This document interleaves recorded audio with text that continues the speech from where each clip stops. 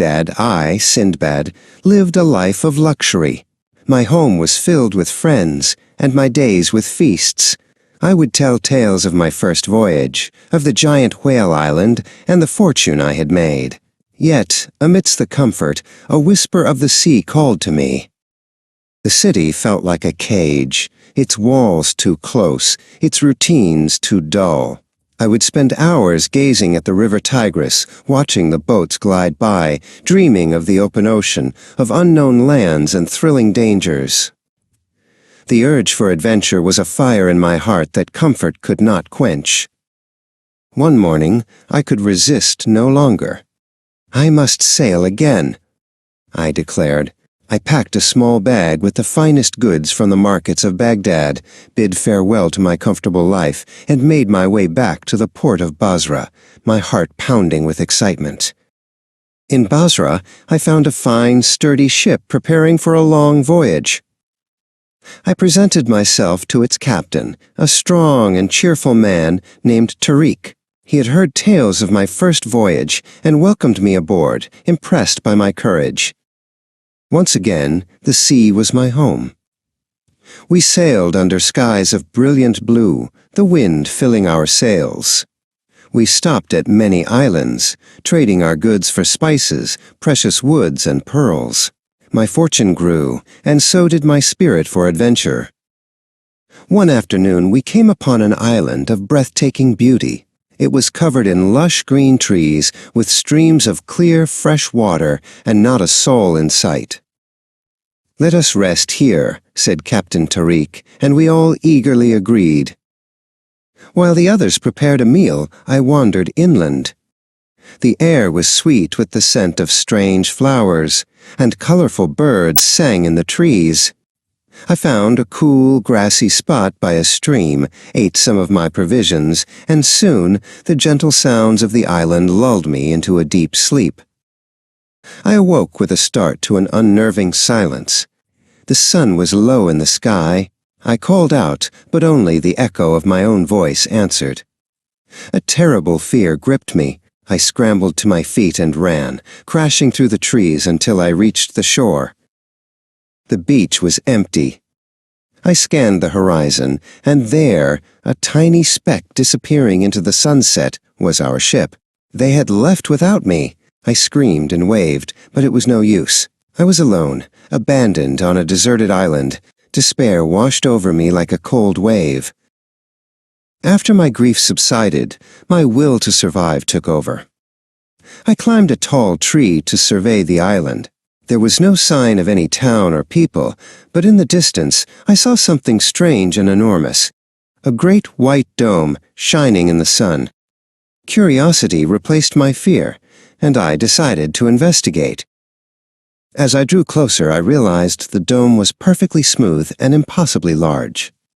It was an egg. Suddenly, the sky grew dark. A shadow fell over me, and a sound like thunder filled the air. I looked up and saw a bird of unimaginable size descending from the heavens. It was the legendary roc. The great bird settled upon its egg and soon fell asleep. My heart hammered in my chest, but an idea, a wild and desperate plan, formed in my mind. This monstrous creature was my only chance of escape. I quietly unwound the long cloth of my turban, my hands trembling. Moving as silently as a shadow, I crept towards the sleeping giant. Its leg was as thick as a tree trunk. With trembling fingers, I tied one end of my turban securely around my waist and the other end firmly to the roc's massive leg. I prayed my knots would hold. At dawn, the roc awoke with a deafening shriek. It leaped into the air, and I was snatched from the ground, dangling helplessly. We soared higher and higher, above the clouds, until the island was just a speck below. The wind roared in my ears, and I shut my eyes, clinging on for dear life. After a long flight, the roc began to descend. It landed with a jolt in a deep valley, surrounded by cliffs so high they seemed to touch the sky. I quickly untied myself. The roc, having not noticed me, snatched up a giant snake in its beak and flew away, leaving me trapped once more. I looked around my new prison. and my jaw dropped in amazement. The floor of the valley was littered with sparkling stones, diamonds of incredible size. But my wonder turned to horror as I saw what guarded them. Giant serpents, as thick as palm trees, slithered among the jewels, their eyes gleaming in the dim light. I found a small cave to hide in, waiting for daylight. When the sun rose, I saw men appear on the cliff tops far above. They were merchants, and I watched, puzzled, as they began hurling huge slabs of raw meat down into the valley. The meat landed with a thud, and diamonds from the valley floor stuck to its sticky surface. Then, giant eagles, rivals even to the rock, swooped down from the sky. They grabbed the meat in their talons and carried it up to their nests on the cliffs. I understood at once. This was how the merchants collected the diamonds, and it was how I would escape.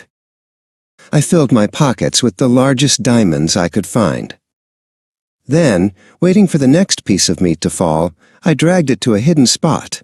Once more, I used my trusty turban, strapping myself securely to the underside of the fleshy slab, and waited.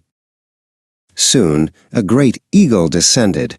It seized the meat in its mighty talons and lifted me into the air. The flight was swift and terrifying. The eagle dropped its prize near its nest on the cliff top and flew off. I quickly untied myself, startling the merchants who came to claim their prize. The merchants were astonished by my story. I showed them the diamonds I had collected, far larger than any they had found. I gave a generous share to the merchant whose meat had saved me. They hailed me as a brother and welcomed me to join their caravan. After a long but safe journey, I returned to my home in Baghdad. I was now wealthier than I had ever dreamed possible.